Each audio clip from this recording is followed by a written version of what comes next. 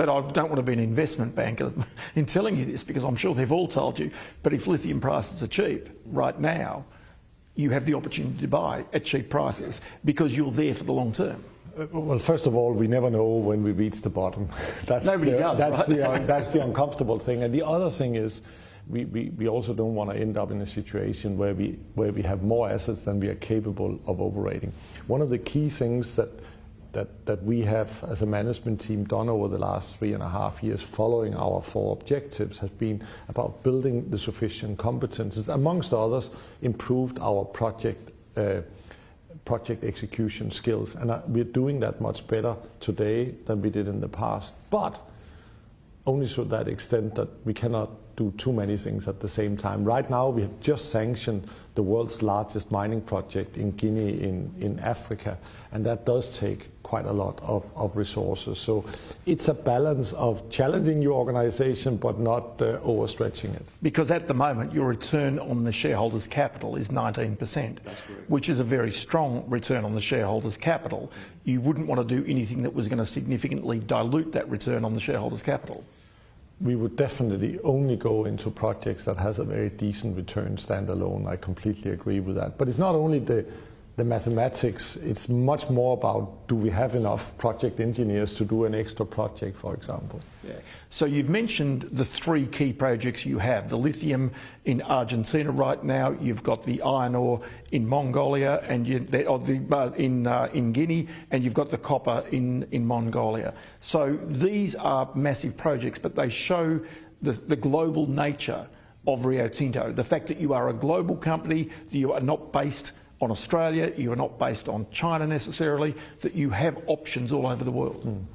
And yeah, absolutely, and we are investing an awful lot in Australia. Don't forget that our Pilbara operation is, of course, world scale. It's the world's largest iron ore business, and it requires a number of replacement mines. And above everything, we have secured the joint venture of Rhodes Ridge, but it's a bit of a longer term development. It will only be ready around 2030, but that would really be the backbone of our future iron ore business for the next 4 or 5 decades. So is that iron ore, is the demand for that going to be there in a decade or so's time? Given the fact that China, we know that demand is ultimately going to slow there, so who is going to be wanting that iron ore in that scale in a decade's time? Yeah, look, I of course cannot give any guarantees of the long term, but if you look at the trends, as long as the world economy is growing, there will be more steel demand. And what you see is very often you see that development from a very poor developing country where there's very little steel consumption towards the development phase. And when you then reach, so to say, the maturity of the Western world, you actually don't use that much steel. China has just gone through that and is kind of at the peak level of steel consumption. But right now you see, for example, India growing a lot, and they have not reached that level. So we will see the steel consumption in India going up a lot in the years to come. And ultimately, right now, they rely upon iron ore from India, but over time they will have to import iron ore. So that will be an important source of future demand. Okay, do you believe that politicians here and in other parts of the world understand that you are a global company, that you can have choice as to where you allocate your capital, that just because there happens to be a good prospect for a mine here in Australia doesn't necessarily mean that it gets the capital to go and exploit that? Is that something that politicians have to be aware of? I do think that politicians understand this very well. Ultimately, of course, it's the choices. We try to work together to find a way where a solution can be competitive. It could be a mine. Australia has got a very strong mining sector, a less strong manufacturing sector, and Rio Tinto is both in mining and in manufacturing in Australia. The biggest challenge we have had is the manufacturing, and right now we have these very big aluminium smelters and aluminium refineries, Pacific Aluminium. Why do you bother? Well, I ultimately believe that if we find the right pathway forward and repower those assets, we can create shareholder value. But do you think Australia's energy progress is on the right path to deliver the certainty to allow those plants to be economically viable?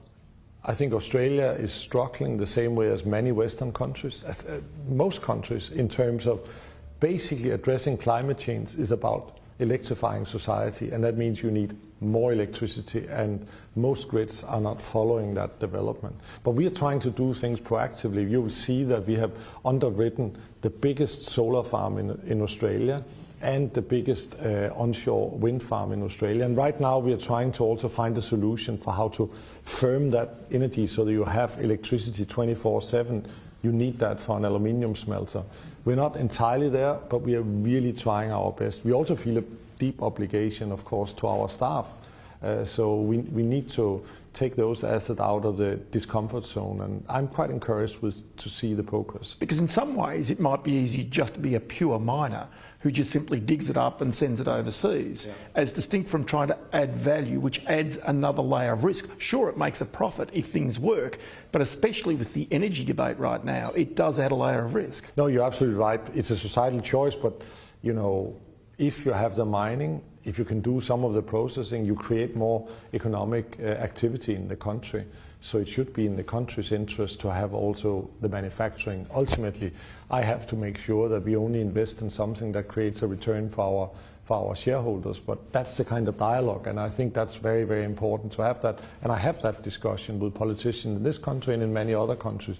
How can we make sure that the manufacturing part is also competitive? Because if it's not competitive here, and surely this is a message that you send to politicians in Australia, that you have the ability to pick your capital up and pick the jobs up and take them somewhere else.